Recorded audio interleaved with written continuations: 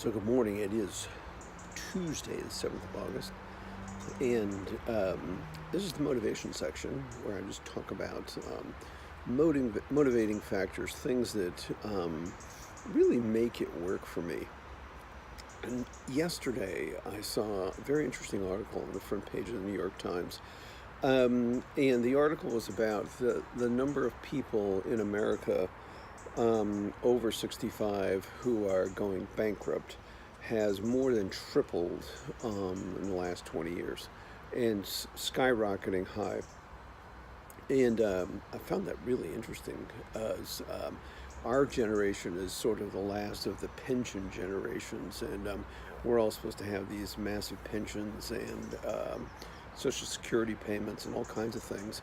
Yet it's quite shocking. Anyway, when I dug into the article, it turns out for the people 65 and over who are losing everything, 74% of the money that they're spending on themselves is on health, doctors, things going wrong because stuff goes wrong. So I've now determined that the single greatest gift you can give your spouse and your family is your health. The amazing things that happen when you lose a lot of weight and you go from being severely obese to being overweight to not being overweight. And it's real easy to find out how much is not overweight for your size. I mean, any of us can do that. It's real simple. And I thought, this is absolutely amazing. The biggest thing I can give Janet, the biggest thing, is to be healthy. And for her and me. And I saw it in my own family because my father, bless him, he died in 2004. But he had 11 strokes over an 11-year period before that. And my mother was sentenced to solitary confinement for those entire 11 years. She's gone out and done her thing now. But so the greatest thing that you can give someone else when you get our age is to be healthy. It's absolutely just to be healthy. And that's quite shocking when you realize that that's really it. So let me talk about motivation stuff for today, Thursday.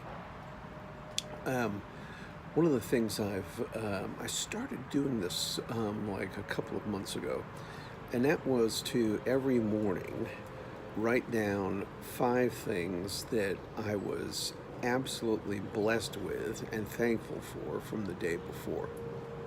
I tell you, it has an amazing effect on you. Absolutely amazing.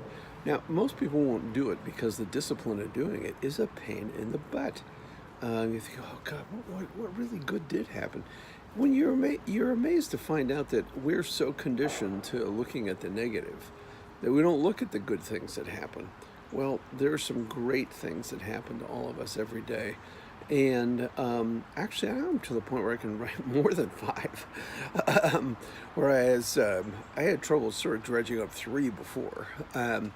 But one of the things that is really interesting, if you look at Jesus and some of his great miracles, the only thing he did, like when he fed the 5,000, is give thanks. And then the rest happened. So I'm here to tell you, you give thanks and some amazing things happen. So this is the motivation report on Saturday, the 11th of August. And I got something very, very interesting this morning. So we read as Christians all the time about this idea of having faith and having faith and having faith. And it seems a lot of times like you're on this sort of endless treadmill of try, and things just not happening.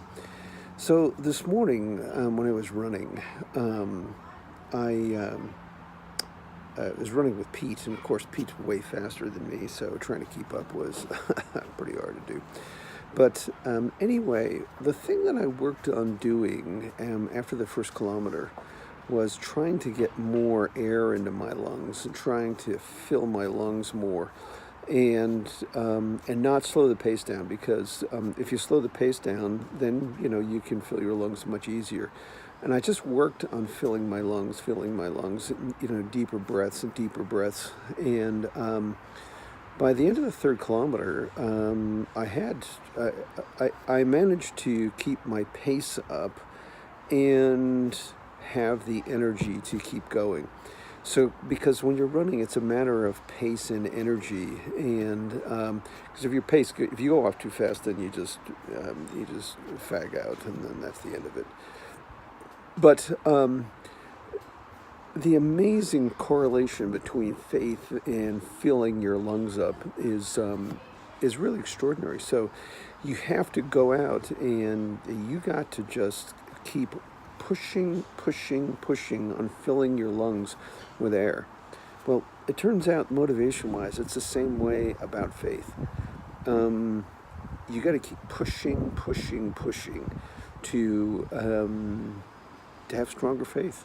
You can't just white knuckle it through, but you can keep filling your lungs. And how do you fill your lungs faith-wise? Well, first of all, you got to read a lot. Second, you got to pray a lot. And third, you got to meditate and reflect.